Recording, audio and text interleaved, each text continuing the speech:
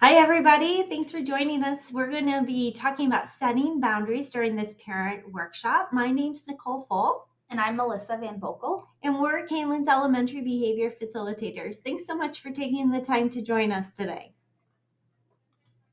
Here is our contact information. After watching this video or any of the other videos that we posted, if you have any questions, need additional resources, please don't hesitate to reach out. We are only an email away.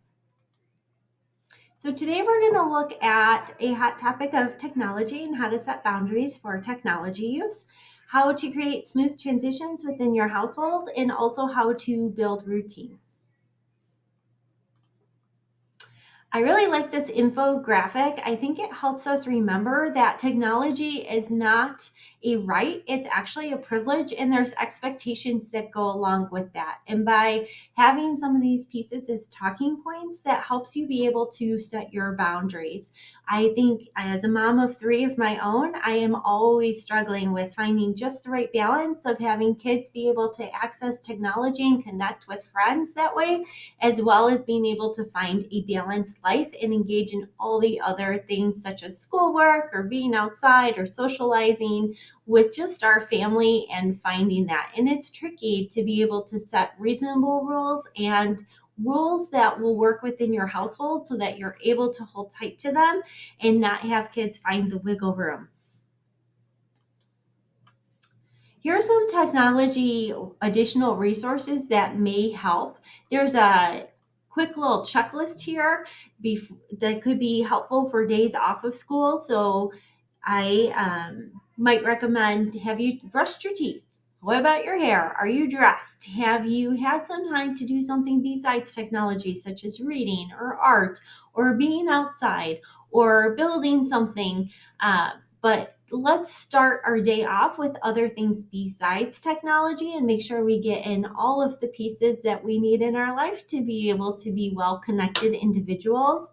As mentioned in our other videos that we've posted, we find the Child Mind Institute to be a tremendous resource. There's articles all around setting boundaries and expectations and rules for social media or just overall technology use. We highly encourage you to click on the link and explore that to find the best fit for what your family needs. And there's another article about teaching kids how to be smart about social media, what you want to post, what you want to avoid posting, how that footprint really stays there longer than kids really realize. And that might also provide some additional follow-up conversations you might choose to have with your children.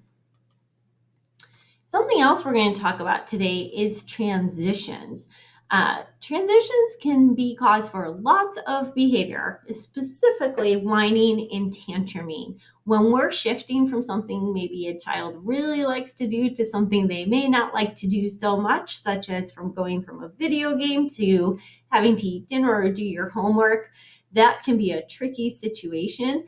And it's really dependent on what your child needs or how your household runs that will help determine how you can help support those transitions. It's not a one size fits all approach. So we're going to dig in a little bit and see if you can identify some pieces that will best help you.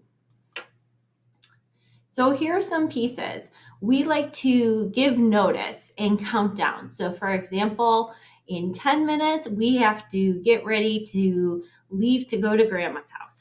Now we have 5 minutes.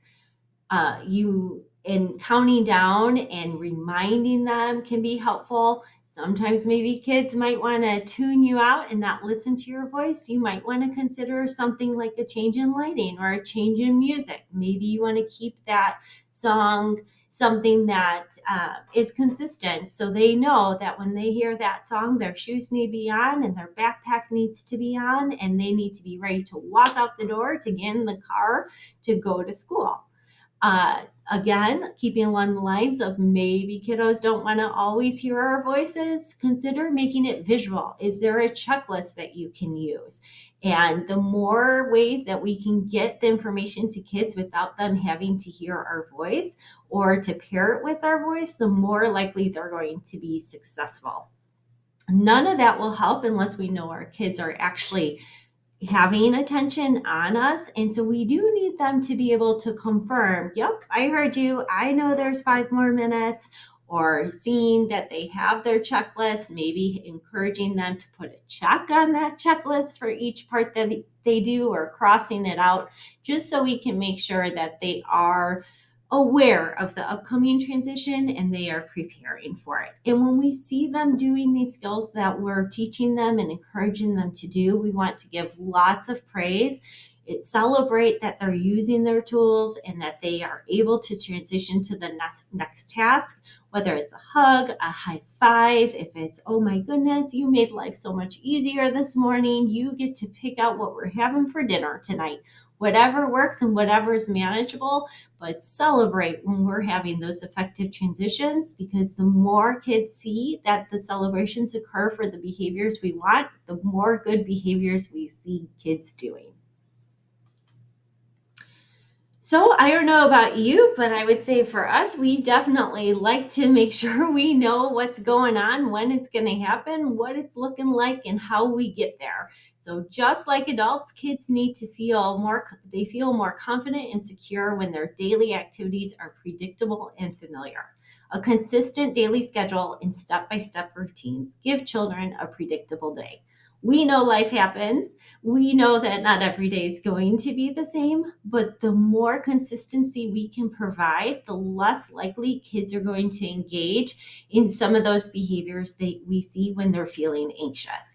So even if you say, I don't have control over what my day is going to look like after school, but I know that my mornings can be pretty consistent, focus on those small manageable chunks and keep that time consistent.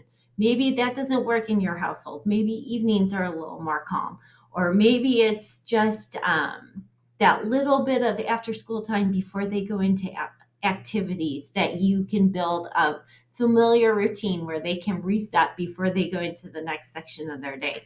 Try thinking about, where are my little windows of time that I can build consistency, because it will increase the calmness in your house. So here are some ways to create easy to follow routines. Ask your kids what they think. What can they help out with? How can they set up their materials or equipment or technology so that they're able to access it quickly and consistently? It will help them feel confident, and providing choice often makes behavior less likely to happen. When you are setting up your routines or your expectations, choose wisely. Make sure what you are saying is a non-negotiable, is something that you can enforce and support. We don't want to say every single day, we must have matching socks on, because there just might be some day that doesn't happen in some households. So make sure, is this something that I'm willing to hold tight on? Am I willing to engage in those hard conversations around it? Is it that important for success in our day? Make sure you're being clear with your expectations and your routines. List out each piece and check in with the kids and say, tell me what that means to you. And make sure it matches what it means in your head as well. Again, the more ways we can get information to kids, the better. So if you can put it on a piece of paper, if you can have it be a visual picture checklist for our younger kiddos that aren't reading yet, but something that can help build their independence, they can refer to it without you having to tell them over and over again, consider adding those tools in. And practice. Do it together. And when kids don't need as much support, help them. As they're learning it and you're supporting them, praise each step of the way and tell them how proud you are of them working hard in order to be able to work on those routines.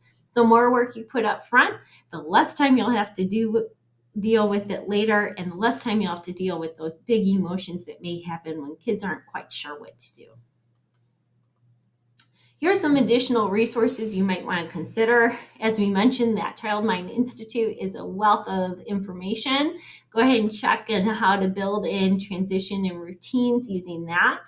There's a great PBS article, and there's more clarifying information articles for giving those effective instructions, and then tips and tricks to stick to a schedule. We encourage you to look at all of these and pick any of the pieces that may work best for you.